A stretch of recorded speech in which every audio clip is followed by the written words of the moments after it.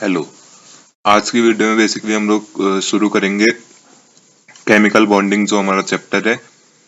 ये सभी के लिए इम्पोर्टेंट है, अगर आप कॉलेज के स्टूडेंट हो या 11th-12th के स्टूडेंट हो या कॉम्पिटिटिव एग्जाम की तैयारी कर रहे हो, तब भी कॉन्सेप्ट है समझने के लिए।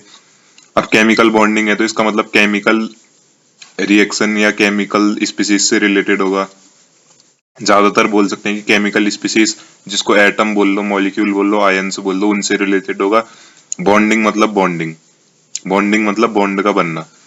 जैसे बॉन्डिंग आपके और आपके दोस्त के बीच, आपके और आपके घर वालों के बीच, आपके और आपके पापा के बीच, आपके और आपकी मम्मी के बीच, आपके और आपके भाई बहनों के बीच जो बॉन्डिंग है उसे बॉन्डिंग कहते हैं। लेकिन केमिस्ट्री में हम लोग बॉन्डिंग इस टाइप की तो पढ़ेंगे नहीं। ऐसा पढ़ेंगे कि एक एटम दूसरे एटम से जुड़ा हुआ है तो वहां पर को कुछ ना कुछ बॉन्डिंग है, अट्रैक्शन बोल सकते हो।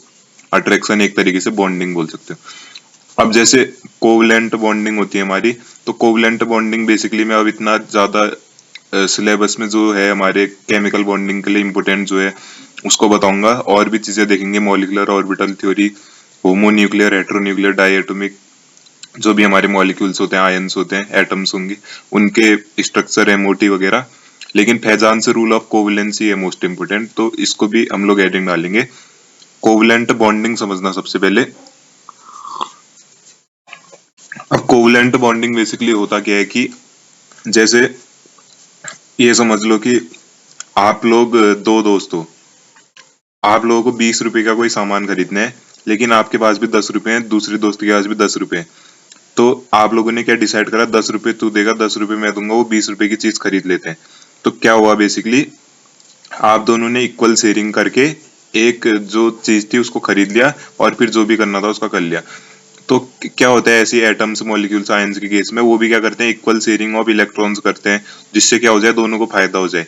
मान लो कि एक एटम है ए, दूसरा एटम है बी। पहले एटम के पास भी एक इलेक्ट्रॉन की कमी है, दूसरे के पास भी एक इलेक्ट्रॉन की कमी है, लेकिन उनके पास पहले से एक एक इलेक्ट्रॉन प्रेजेंट है। उनको स्टेबल होने के लिए दो इलेक्ट्रॉन चाहिए। तो वो क्या करते हैं, आपस में दोनों बोलते हैं कि तू मुझे अपना इलेक्ट्रॉन दे, मैं तुझे अपना इलेक्ट्रॉन देता हूँ। दोनों के बाद दो दो इलेक्ट्रॉन हो जाएंगे, स्टेबल हो जाएंगे। जरूरी नहीं है दो ही हो सकता है 17 इलेक्ट्रॉन हो, 18 बन जाए वो शेयरिंग करने के बाद, 7 इलेक्ट्रॉन हो, 8 बन जाए। ये तो हमारे stable configuration, noble gas configuration बनने जाते हैं सारे एटम्स। तब जाके एटम्स की जिंदगी इसी में कट जाती है, तभी वो बॉन्डिंग करते हैं कि हम लोग नोबल गैस कॉन्फ़िगरेशन बन जाए। अब है हमारे पास फैजान्स रूल ऑफ कोवलेंसी। तो समझ लो कोवलेंट बॉन्डिंग जब होती है, या ऐसे समझ लो कि ओवरलैपिंग ऑफ ऑर्बिटल से जब होगा, जब एक एटम का ऑर्बिटल दूसरे एटम के ऑर्बिटल से क्या करेगा, ओवरलैप करेगा, मतलब एक दूसरे के ऊपर आएंगे। अब ऐसे नहीं कि पूरा ऊपर आ जाएंगे, उनके ऑर्बिटल ओवरलैप करेंगे। ऑर्बिटल जहां पर कोई इलेक्ट्रॉन होते हैं, आप लोगों ने छोटी क्लास में पढ़ा होगा, अगर 11th के हैं तो 10th में पढ़ा होगा। अब इससे छोटी क्लास तो क्या ही होगी, 9th में फिर भी देखा ही होगा। एटम के ऑर्बिटल होते हैं जहाँ इलेक्ट्रॉन घूमते हैं। इससे सरल क्या होगा, अब देखो, जब दो अपोजिट चार्ज के आयन्स हमारे एक दूसरे के करीब आते हैं, अब ये तो साफ सी बात है, दो अपोजिट चार्ज के आयन्स होंगे तभी तो एक दूसरे के करीब आएंगे ना। दो सेम चार्ज के आयन्स तो कभी एक दूसरे के करीब नहीं आएंगे। अब चार्ज बोल ले तभी तो आयन्स बोल ले। एटम्स में कैसे चार्ज आएगा ना, आयन से, इसका मतलब तभी उस पे कैटायन या एनायन होगा, चार्ज वाला होगा। तो दो अपोजिट होने चाहिए। आप लोगों को पता है पॉजिटिव और पॉजिटिव तो एक दूसरे को रिपेल करेगा, नेगेटिव और नेगेटिव को तो एक दूसरे को रिपेल करेगा, वो दोनों तो एक दूसरे के दुश्मन है, तो ज्यादा करीब तो आएंगे नहीं। अब वो अलग अलग कंडीशन है, कोई कहेगा हाँ आ सकते हैं ऐसा करके वैसा करके, लेकिन नॉर्मल कंडीशंस पे। तो दो अपोजिट चार्ज के हमारे आयन से हैं, मतलब कि एक पॉजिटिव होगा तो दूसरा नेगेटिव, पहला नेगेटिव होगा तो दूसरा पॉजिटिव। तो क्या करते हैं, वो एक दूसरे के करीब आते हैं। जब वो करीब आते हैं, क्यों आते हैं एक दूसरे के करीब, ताकि स्टेबिलिटी बना लें, एक स्टेबल कंपाउंड मॉलिक्यूल बना ले। यहाँ पर लिखा है फॉर्मेशन ऑफ आयनिक मॉलिक्यूल हो जाए। अब आयन से एक दूसरे के करीब आ रहे हैं, तो आयन से क्या करेंगे, एक दूसरे के करीब आके बॉन्ड बनाएंगे, तो क्या बन जाएंगे, आयनिक मॉलिक्यूल। तो जो हमारा यहाँ पर को क्या होता है, कैटायन होते हैं। कैटायन मतलब पॉजिटिव चार्ज का जो आयन होता है। तो जब अपोजिट चार्ज के आयन से एक दूसरे के करीब आते हैं, जो कैटायन होता है हमारा, अब समझ लो कि कैटायन क्या होगा, पॉजिटिव चार्ज का, एनायन क्या होगा, नेगेटिव चार्ज का। तो जो कैटायन होता है वो किसको अट्रैक्ट करेगा, पॉजिटिव चार्ज करेगा मैंने कैटायन, तो वो किसको अट्रैक्ट करेगा, पॉजिटिव चार्ज वाले को तो कभी जिंदगी में करेगा नहीं अट्रैक्ट। किसको करेगा, अपोजिट जो नेगेटिव चार्ज का आयन है, जिसको हम लोग एनायन बोल सकते हैं। तो जो नेगेटिव चार्ज का आयन है, उसके जो वैलेंस सेल में होते हैं ना इलेक्ट्रॉन, जो उसके आउटर मोस्ट जो सेल होंगे या जो सेल है उसके, एसपीडीएफ आप लोगों ने ऑर्बिटल्स ही पढ़े होंगे। जो सेल बोलते हैं जिसको हम लोग छोटी क्लास में, सेल में जो इलेक्ट्रॉन होते हैं उसको अट्रैक्ट करेगा कौन? कैटायन। अब इलेक्ट्रॉन किसके? सेल के, एनायन के, अपनी तरफ अट्रैक्ट करेगा तो क्या होगा? अब कैटायन अट्रैक्ट कर रहे हैं किसको? एनायन को। कैटायन तो अपनी जगह है, वो किसको अट्रैक्ट कर रहे हैं? एनायन को। तो एनायन भी मजबूर है, उसका क्या हो जाता है? शेप में डिस्टॉर्शन आ जाता है। शेप में डिस्टॉर्शन आ जाना मतलब उसका शेप कहीं ना कहीं जैसा पहले था वैसे से बिगड़ जाता है। इसी प्रोसेस को क्या बोलते हैं हम लोग? दिस फिनोमिना, जिसमें क्या होता है? सिमेट्रिक शेप एनायन का डिस्टॉर्ट हो जाता है। मतलब कि एनायन का शेप बिगड़ रहा है, क्योंकि कैटायन तो डीट है, वो बोल रहे नहीं मैं तुझे अट्रैक्ट करूंगा, तुझे ही मेरे पास आना पड़ेगा।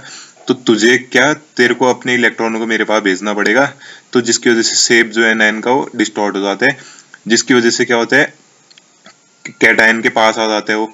तो इसी फिनोमिनन को क्या बोलते हैं? पोलराइजेशन फिनोमिनन बोलते हैं। और यही है हमारा फेजान्स रूल ऑफ कोवेलेंसी, कि आपस में एक दूसरे के करीब आते हैं कैटायन और एनायन, फिर कैटायन अट्रैक्ट करते हैं एनायन के नेगेटिव चार्ज या इलेक्ट्रॉन्स को, जिसकी वजह से एनायन का शेप बिगड़ जाता है, क्योंकि कैटायन तो अपनी जगह से हिलने वाला है नहीं।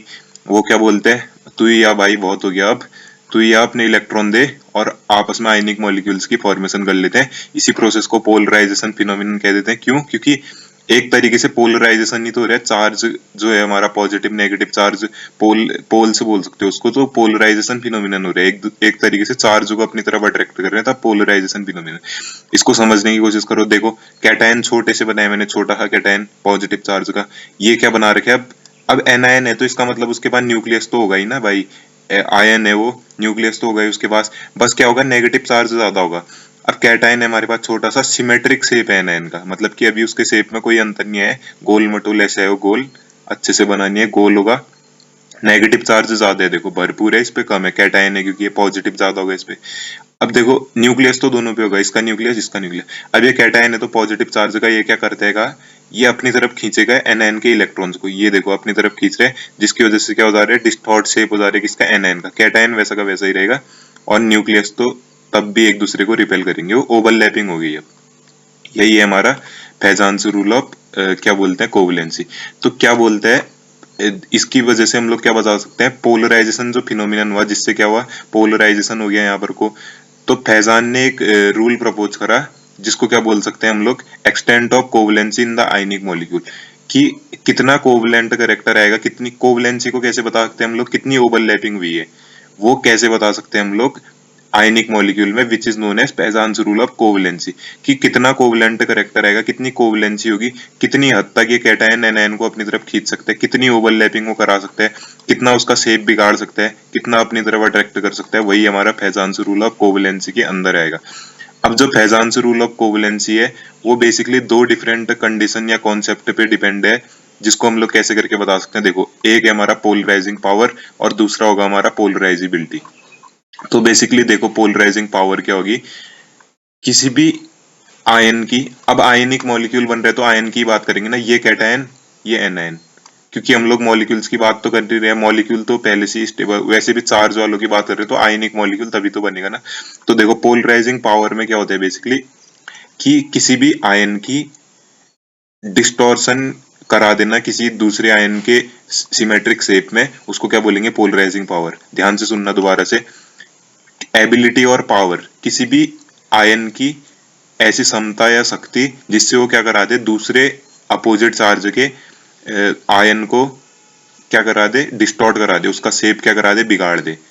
किसी भी एक आयन की ऐसी क्षमता या ऐसी शक्ति जिससे वो क्या करा दे? दूसरे अपोजिट चार्ज के आयन को, उसका जो शेप होगा पहले से, उसको बिगाड़ दे, उसको डिस्टॉर्ट कर दे, उसी को क्या बोलते हैं? Polarising power. तो इतना हो जाएगा ना। अब देखते हैं हम लोग इसके आगे का। तो ये तो हम लोगों को पता चल गया कि पोलराइजिंग पावर क्या है। सपोज करो कि मैं एक आयन हूँ, सपोज करो मैं कैटायन हूँ। अब मैं किसको अट्रैक्ट करूंगा? एनायन को। तो मैं किस हद तक एनायन के शेप को बिगाड़ सकता हूँ, उसके शेप को डिस्टॉर्ट कर सकता हूँ, वो मेरी क्या हो जाएगी? Polarising power. कि दूसरे जो एनायन है उसके शेप को मैं कितना बिगाड़ सकता हूँ। क्यों बिगाड़ सकता हूँ? क्योंकि उसको मैं अपनी तरफ अट्रैक्ट करूंगा, जो उसके इलेक्ट्रॉन है उसके शेप को कितना बिगाड़ सकता हूँ, उसके शेप को कितना अट्रैक्ट कर सकता हूँ, उसके सिमेट्रिक शेप को। वही होगी मेरी पोलराइजिंग पावर। ऐसे समझ जाओगे, इसको थोड़ा पढ़ लोगे तो आ जाएगा समझ में। तो देखो पोलराइजिंग पावर ज्यादा क्या होती है हमारी? ज्यादा पोलराइजिंग पावर कौन दिखाते हैं? जो छोटे साइज का कैटायन होगा। जितने छोटे साइज का कैटायन होगा उतनी ज्यादा वो पोलराइजिंग पावर दिखाएगा। यही चीज अभी हम लोग देखेंगे। और पोलराइजिंग पावर ज्यादा कौन दिखाते हैं? कैटायन दिखाते हैं। क्यों दिखा रहे हैं? क्योंकि कैटायन हमारा छोटे साइज का लेंगे, छोटे साइज का कैटायन होगा तो वो क्या करेगा? पोलराइजिंग पावर दिखाएगा। अब जो है हमारी पोलराइजिंग पावर कैटायन की, बेसिकली कैटायन ही दिखाएगा पोलराइजिंग पावर, क्योंकि वो एनायन को अपनी तरफ सिमेट्रिक शेप एनायन का बिगाड़ है। तो सिमेट्रिक शेप बिगड़ किसका रहा है? एनायन का। बिगाड़ कौन रहा है? कैटायन। तो पोलराइजिंग पावर किसकी होगी? कैटायन की, क्योंकि शेप तो एनायन का बिगाड़ है ना, कैटायन तो वैसा का वैसा मस्त है। तो देखो किस किस पे डिपेंड करती है पोलराइजिंग पावर कैटायन की? दो डिफरेंट फैक्टर पे डिपेंड करती है। पहला है पोलराइजिंग पावर जो है पीपी शॉर्ट में लिखे है, वो इनवर्सली प्रोपोर्शनल होती है हमारी साइज ऑफ कैटायन। तो इससे हम लोगों को ये समझ में आता है कि जितना छोटा साइज ऑफ कैटायन होगा उतनी ज्यादा उसकी पोलराइजिंग पावर होगी। जितना छोटा साइज ऑफ कैटायन होगा उतनी ज्यादा उसकी पोलराइजिंग पावर, मतलब जितना छोटा कैटायन उतना ज्यादा वो खतरनाक, जितना छोटा कैटायन उतना ज्यादा वो एनायन की शेप को बिगाड़ेगा। और जितना बड़ा कैटायन उतनी कम उसकी पोलराइजिंग पावर। जितना बड़ा कैटायन होगा दिखने में वो उतना कम बिगाड़ पाएगा एनायन की शेप को। तो जितना छोटा कैटायन उतना ज्यादा वो बिगाड़ देगा एनायन की शेप को, और जितना छोटा कैटायन उतनी ज्यादा उसकी पोलराइजिंग पावर। ये हो जाएगा। अब देखो दूसरा क्या हो सकता है पोलराइजिंग पावर? पोलराइजिंग पावर किस पे डिपेंड करती है? Positive oxidation state of cation, कि उसकी कितनी ऑक्सीडेशन स्टेट है कैटायन की। जितनी ज्यादा ऑक्सीडेशन स्टेट पॉजिटिव, वो भी पॉजिटिव है, कहीं नेगेटिव मत कर देना, जितनी ज्यादा पॉजिटिव ऑक्सीडेशन स्टेट होगी कैटायन की, जितना ज्यादा उसमें पॉजिटिव ऑक्सीडेशन स्टेट होगा उतनी ज्यादा उसकी पोलराइजिंग पावर होगी। अब कोऑर्डिनेशन केमिस्ट्री तो पढ़ नहीं रहे कि ऑक्सीडेशन स्टेट निकालते फिर यहाँ पर कोई एटम्स की। तो ऑक्सीडेशन स्टेट आप लोगों को पता होना चाहिए कि उस पर पर्टिकुलर बेसिकली ऐसे समझ लो कि चार्ज कितना परसेंट है। तो जितना ज्यादा पॉजिटिव चार्ज होगा कैटायन पे उतना ज्यादा उसकी पोलराइजिंग पावर। बस। अब देखो पोलराइजिबिलिटी क्या है अगला खेल हमारा? Ability of a particular charged ion to cause distortion in its own symmetric shape. एक तरीके से कह सकते हो कि पोलराइजिंग पावर का उल्टा हमारा क्या है? पोलराइजिबिलिटी। कि कैटायन तो क्या कर रहे हैं? कैटायन क्या कर रहे हैं? एनायन की शेप को बिगाड़ रहे हैं। तो ये क्या होगी कैटायन की पोलराइजिंग पावर? जितना छोटा कैटायन उतना ज्यादा वो खतरनाक है, उतना ज्यादा एनायन के इलेक्ट्रॉनों को अपनी तरफ खींच रहा है और उतना ज्यादा उसका शेप बिगाड़ रहा है। तो पोलराइजिबिलिटी क्या है? इसी का उल्टा पोलराइजिंग पावर का, कि एनायन अपना शेप में कितना ज्यादा डिस्टॉर्शन दिखाएगा, कितनी हद तक वो बिगाड़ सकता है, कितनी हद तक वो अपने शेप को बिगाड़ सकता है, कितना हद तक वो कैटायन की ओर अट्रैक्ट होगा, कितनी हद तक वो कैटायन को प्यार करेगा, उसकी तरफ जाएगा अट्रैक्ट होने के लिए, कितनी हद तक वो कितनी किस सीमा तक अपनी शेप को बिगाड़ सकते हैं अपोजिट चार्ज के आयन के लिए, किस हद को वो पार कर सकते हैं एनायन हमारा, कि वो चले जाए हाँ भाई मैं जा रहा हूँ कैटायन के पास सब कुछ छोड़ के अपने इलेक्ट्रॉन देने और मॉलिक्यूल आयनिक मॉलिक्यूल का फॉर्मेशन करने। तो पोलराइजिबिलिटी क्या है बेसिकली हमारा? किसी भी पर्टिकुलर चार्ज आयन, अब जरूरी नहीं है कि एनायन के लिए, बस हम लोग एनायन के लिए बोलेंगे क्योंकि पोलराइजिंग पावर हमारा कैटायन के लिए बोल रहे हैं। तो मैंने कहा पोलराइजिंग पावर कैटायन के लिए बोल रहे हैं बेसिकली, तो पोलराइजिबिलिटी एनायन के लिए होगा क्योंकि उसी का तो उल्टा है। पोलराइजिंग पावर है कि हम लोग किसी भी एक पर्टिकुलर चार्ज आयन से दूसरे एनायन का शेप कितना बिगाड़ सकते हैं दूसरे अपोजिट चार्ज आयन का। और पोलराइजिबिलिटी है कि किस हद तक हम बिगाड़ सकते हैं अपना शेप, वो है किस हद तक हम दूसरों का बिगाड़ सकते हैं, ये है हम अपना किस हद तक बिगाड़ सकते हैं। मान लो कि मैं आयन हूं, मैं किस हद तक अपोजिट चार्ज आयन के जाल में जाके अपना शेप बिगाड़ लूं। तो देखो ability of a particular charge ion to cause the distortion in its symmetric shape when it comes in contact of opposite charge ion is known as polarisability. कि किसी भी पर्टिकुलर चार्ज आयन का, अब दिया नहीं है कि नेगेटिव हो पॉजिटिव हो, वो हम लेंगे कि एनायन ही लेंगे ज्यादातर, क्योंकि एनायन जितना बड़ा होगा उतना ज्यादा तो पोलराइजिबिलिटी दिखाएगा ना, कि वो कितना डिस्टॉर्शन कर दे अपने सिमेट्रिक शेप में, अपने शेप को कितना बिगाड़ सकता है, कितने अपने इलेक्ट्रॉनों को शेप को अपने सेल को कितना बिगाड़ के वो कैटायन के जाल में जो भी अपोजिट चार्ज का एनायन होगा उसके जाल में भेज सकता है, ताकि क्या हो जाए उसका शेप बिगड़ जाए और आयनिक मॉलिक्यूल का फॉर्मेशन हो जाए ओवरलैपिंग होके in contact of opposite charge ion. अब ध्यान से सुनना, ability of a particular charge ion, किसी भी पर्टिकुलर चार्ज आयन की ऐसी क्षमता जिससे वो क्या कर दे अपने शेप को बिगाड़ दे जब वो दूसरे अपोजिट चार्ज आयन की कांटेक्ट में आए, इसको क्या बोलेंगे? पोलराइजिबिलिटी। या पोलराइजिंग पावर का उल्टा पोलराइजिबिलिटी, पोलराइजिबिलिटी का उल्टा पोलराइजिंग पावर, ऐसे भी बोल सकते हो। अब देखो लार्ज साइज ऑफ एनायन की वजह से, जितना बड़ा साइज होगा एनायन का पोलराइजिबिलिटी उतनी ज्यादा कौन दिखाएगा? एनायन दिखाएगा। जो पोलराइजिबिलिटी होती है एनायन की वो दो फैक्टर पे डिपेंड करती है। अब देखो मैंने कहा था पोलराइजिंग पावर अपोजिट है ना, देखो खुद ही देखो यहाँ पर कोई पोलराइजिंग पावर क्या है? अपोजिट हो रहा है। वहां पोलराइजिंग पावर हमारा साइज ऑफ कैटायन के इनवर्सली प्रोपोर्शनल था, लेकिन यहाँ पर को पोलराइजिबिलिटी को अगर मैं शॉर्ट में दिखाऊं पी से, तो क्या बोल सकता हूँ, polarisability directly proportional to size of anion. मतलब कि जितना बड़ा एनायन का साइज, उतना ज्यादा उसकी पोलराइजिंग पावर, उतना ज्यादा वो अपनी शेप को बिगाड़ लेगा। जितना छोटा एनायन, उतना कम उसकी पोलराइजिंग पावर, उतना कम वो अपनी शेप को बिगाड़ पाएगा।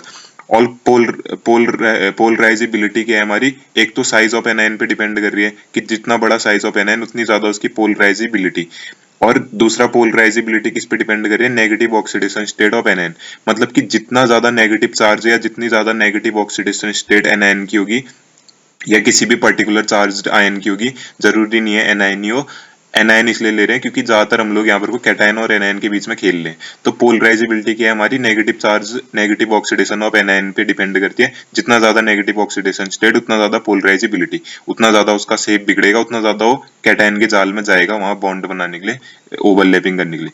तो फैजान्स रूल के अकॉर्डिंग हम लोग क्या बोल सकते हैं, आयनिक कंपाउंड हमारा क्या होगा, स्मॉल साइज होगा आयनिक कंपाउंड, जिसमें आयनिक कंपाउंड में क्या होगा, स्मॉल साइज होगा और हाई पॉजिटिव ऑक्सीडेशन स्टेट होगी कैटायन की।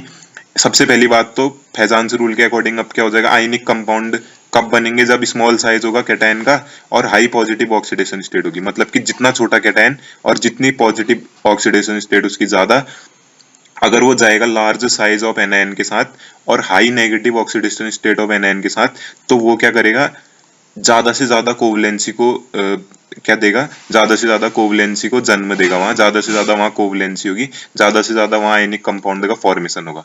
ध्यान से समझना, इसको दोबारा से देख सकते हो, दोबारा से देखना चाहो तो फैजान्स रूल ऑफ कोवलेंसी के अकॉर्डिंग क्या होगा हमारा, ऐसे सारे मॉलिक्यूल्स जिसमें क्या हो, हाई पोलराइजिंग पावर हो कैटायन की और हाई पोलराइजिबिलिटी हो एनायन की, उसमें क्या होगा, ज्यादा कोवलेंसी होगी, ज्यादा कोवलेंट बॉन्ड, ज्यादा आयनिक बॉन्ड वहां पर को फॉर्मेशन होगा, ज्यादा वहां अच्छा आयनिक मॉलिक्यूल और ज्यादा स्टेबल आयनिक बॉन्ड वहां पर को बनेगा। तो देखो, अब बेसिकली इतना हमारे लिए बहुत है फैजान्स रूल को समझना।